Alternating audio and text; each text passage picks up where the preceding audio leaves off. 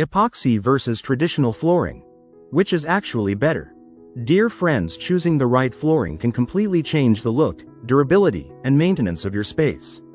But when it comes to epoxy flooring versus traditional flooring, which one is actually better? Epoxy flooring is a seamless coating applied over concrete.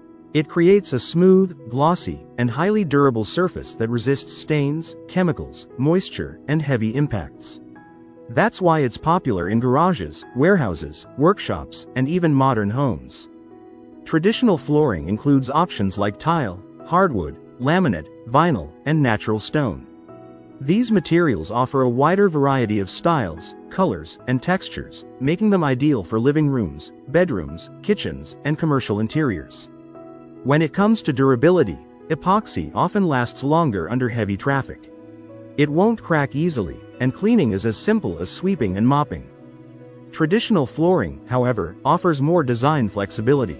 Hardwood adds warmth, tile provides timeless appeal, and luxury vinyl delivers comfort with realistic wood or stone looks. Installation is another difference. Epoxy requires careful surface preparation and curing time, while many traditional flooring options can be installed more quickly.